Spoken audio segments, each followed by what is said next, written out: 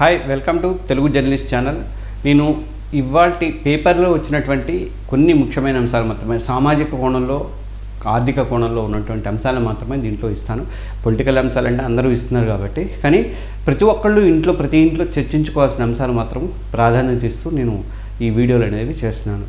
ముఖ్యంగా ఇవాళ ఈనాడులో వచ్చింది, ఈనాడు పేపర్లో 7వ పేజీలో వచ్చింది, మూడు ముళ్ళ బంధానికి మూడో గండము అని ఒక ఐటమ్ వచ్చింది. చాలా మంచి ఐటమ్ ఇది. ఆలుమగల గొడవల్లో కుటుంబ సభ్యుల జోక్యం, పోలీసుల కౌన్సిలింగ్లో దంపతుల ఆవేదన.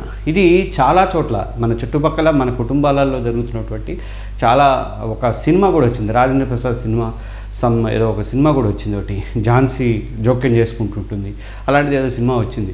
అలానే అంటే భార్యాభర్తల మధ్య మూడో వ్యక్తి ప్రవేశించి నీకేం తక్కువ, నీకేం నువ్వు సంపాదిస్తున్నావు, ఆయన సంపాదిస్తే మాత్రం నువ్వు ఆయన కంటే ఎక్కువ సంపాదిస్తున్నావు, అలా అంటే ఆమెకి నూరు పోయడం కానీ అతనికి నూరు పోయడం కానీ ఇలాంటి సందర్భాలు అనేవి చాలా చోట్ల జరుగుతున్నాయి. ఇవి ఇప్పుడు ప్రస్తుతము ప్రతి చోట కౌన్సిలింగ్లో పోలీసుల దగ్గర కౌన్సిలింగ్లలో దంపతులు ఇదే చెప్తున్నారట, మూడో వ్యక్తి వల్లే మాకు ఇబ్బంది వస్తుంది, మేమిద్దరం బాగానే ఉన్నామని చెప్పేసి. ఇలాంటివి అంటే అరే నువ్వు మగాడివి వెనకడిగేస్తే లోపు అవుతావు, ఆ తర్వాత నీ ఇష్టం ఆలోచించుకో, సేమ్ అనమాట ఆ సినిమాలో జరిగినట్టే జరుగుతున్నాయి. నీకేం తక్కువ, ఆడపిల్లవైనా బాగా చదువుకున్నావు, మీ ఆయనకంటే ఎక్కువ సంపాదిస్తున్నావు, ఒకసారి తలుచుకుంటే జీవితాంతం మళ్ళీ ఇది భరించాల్సిందే నువ్వు తలదించుకుంటే అని చెప్పేసి, ఇట్లా ఆలుమగల మధ్య తలెత్తిన గొడవలను సరిదిద్దాల్సిన పెద్దల నోట నుంచి వస్తున్నటువంటి మాటలకు ఉదాహరణ ఇవి. ఎన్నో ఏళ్ళు సంసారాన్ని ఇందిన అనుభవంతో తప్పప్పులు పంచుకోవాల్సిన పెద్దలు ఇలాంటి మాటలతో రెచ్చగొడుతున్నారు. అటు తల్లిదండ్రులు బోత్ అబ్బాయి వైపు తల్లిదండ్రులు కానీ అమ్మాయి వైపు తల్లిదండ్రులు కానీ కొంతమంది, అందరూ అని అంటలేదు, కొంతమంది ఇలాంటి ప్రవర్తనతో చేస్తున్నారు. నేను ఒక సందర్భంలో కొన్ని చూశాను. అంటే ఒక ఆడపిల్ల ఒక పెళ్లి చేసుకొని పుట్టింటికి వెళ్ళిన తెల్లారి నుంచే ఆ అమ్మాయికి ఏదో పని చెప్పేయాలి, అమ్మాయిని ఏదో వాడేసుకోవాలని చెప్పేసి కోడలు చూసే అత్తలు కూడా ఉన్నారు. అలాంటి పరిస్థితి అంటే నిన్నటిదాకా నీ కొడుకులకి నీ భర్తకి నువ్వే చేసి పెట్టావు కదా, ఈరోజు ఒక్కరోజు రాగానే అమ్మాయి మీద పడేస్తే అమ్మాయి మొన్నటిదాకా చదువుకొని వచ్చింది, ఉద్యోగం చేసుకొని వచ్చింది, ఒక్కసారి పని భారం. అంటే చాలామంది ఆడపిల్లలు ఇప్పుడు ఈ మధ్యకాలంలో పనులు కూడా నేర్చుకోవట్లేదు. వాళ్ళకి మళ్ళీ ఒకేసారి భారం వేయడం అంటే చిన్నగా నేర్పి, అంటే ఒక సంసారాన్ని ఒక సరిదిద్దుకునే వ్యవస్థలాగా ఉండాలి తప్ప మనము తెగేదాకా ముడి లాగొద్దు అనేది నా ఉద్దేశము. అలాంటిది ఇక్కడ ఇలాంటి మాటలతో పెద్దవాళ్లే రెచ్చగొడుతున్నారు. తోడు లేకుండా బతికేయచ్చు అంటూ తమవారిదే పై చేయి కావాలని దంపతుల మధ్య ఎడమని పెంచుతున్నారు, మధ్య ఎడబాటుని పెంచుతున్నారు. 2 నిమిషాలు మాట్లాడుకుంటే పరిష్కారం అవుతుంది. భార్యాభర్తలు ఇద్దరు కలిసి కూర్చుంటే నీకు వచ్చిన ప్రాబ్లం ఏంటి, నాకు వచ్చిన ప్రాబ్లం ఏంటి, ఇట్లా చేసుకుందని ఎమికబుల్ సొల్యూషన్ని తెచ్చుకుంటే చాలా ఈజీగా ఆ సంసారం అనేది ముందుకు పోవడానికి అవకాశం ఉంటుంది. కానీ చిన్న విషయాలకే అటు మూడో వ్యక్తి ప్రవేశం వల్ల ఈ ఇద్దరు కలిసి కొట్టుకునే పరిస్థితి, విడాకుల దాకా వెళ్ళే పరిస్థితి వస్తుంది. కాపురంలో కలతలు అధిగమించేందుకు పిల్లలకు సమయం ఇస్తే చాలని నగర she teams director DCP doctor Lavanya Nayak Jadhav చూస్తున్నారు. అంటే వాళ్ళు మాట్లాడుకొని వాళ్ళు అరే మీరు మాట్లాడుకోండి, మీరు ఒక సొల్యూషన్కి రండి అని చెప్పి వాళ్ళకి అవకాశం అనేది మన పెద్దవాళ్ళు ఇవ్వట్లేదు. పెళ్ళైన 2 ఏళ్ళు భార్యాభర్తలు ఇద్దరు మంచి కంపెనీలో పనిచేస్తున్నారు, అత్తమామలు తరచూ రావడం ఆమెకు నచ్చలేదు, ఆఫీస్ పనితో పాటు ఇంటి పని కూడా పెరగడంతో, నేను ఇందాక చెప్పే కదా ఉదాహరణ, వాళ్ళు ఏం చేస్తారంటే అత్తమామలు వచ్చింది కోడలు నాకు చేయదా, ఉద్యోగానికి పోతే ఇదైందా అనే ఫీలింగ్ వస్తుంది. అలా రాకూడదు. ఎందుకు ఆమె ఉద్యోగం చేస్తే నీ కొడుకే పెట్టి ఇద్దరు కలిసి ఒక ఇల్లు కొనుక్కుంటారు, లేకపోతే పిల్లలకి డబ్బులు దాచుకుంటారు, ఇలాంటి పరిస్థితి ఉంటుంది కదా. అలాంటిది మనం కోడలు అంటే నీ కూతురు ఎలాగో నీ కోడల్ని కూడా అలాగే చూసుకునే పరిస్థితి ఉంటేనే కదా మనకి వాళ్ళిద్దరి సంసారం నడవటానికి అవకాశం అనేది ఉంటుంది.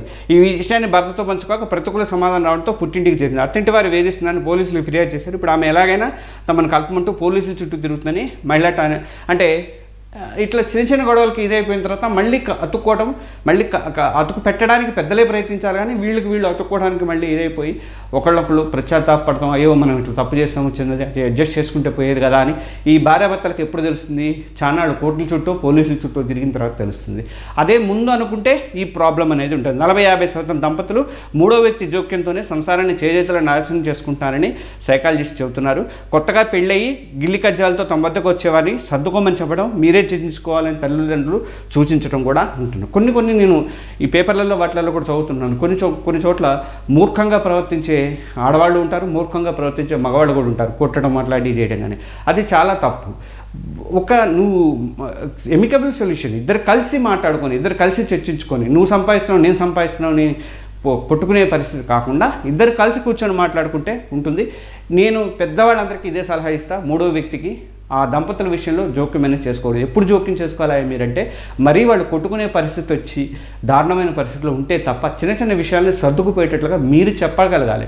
అంటే ఇదివరకు ఉమ్మడి కుటుంబాలు ఉండేవి, తాతలో తండ్రులు ఎవరో ఒకళ్ళు అటు వాళ్ళకి ఇటు వాళ్ళకి సర్ది చెప్పడం అనేది జరిగేది. కానీ ఇప్పుడు అట్లాంటి పరిస్థితి లేకపోయేసరికి ఇట్లా ఈ గొడవలు అనేది సంభవిస్తున్నాయి. కలహాల కాపురం సర్దుబాటే పరిష్కారం. నగర కమిషనరేట్ పరిధిలో 7 హైదరాబాద్ నగర కమిషనరేట్ పరిధిలో 7 మహిళా ఠాణాల్లో 7 మహిళా పోలీస్ స్టేషన్లలో 400 నుంచి 500కు పైగా ఫిర్యాదులు ఇవి వస్తున్నాయట నెలకి ఇలాంటివి.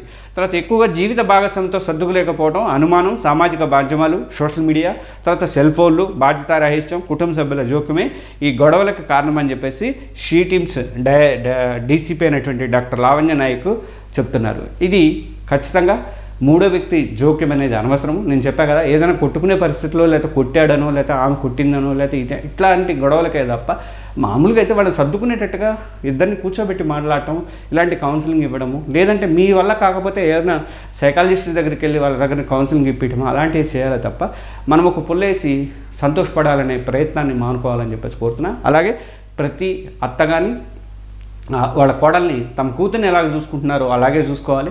అటు కోడలు కూడా అత్త తనకు భారం అని చెప్పేసి అనుకోకుండా ఆమెని ఒక అత్తను కానీ మామని కానీ భారం అనుకోకుండా వాళ్ళు మన కుటుంబ సభ్యులు, మా నాన్న మా అమ్మని ఎలా నేను చూశాను వీళ్ళని అలాగే చూసుకుంటా ఇప్పుడు పెళ్ళైన తర్వాత అనేది వాళ్ళకే ఉండాలి.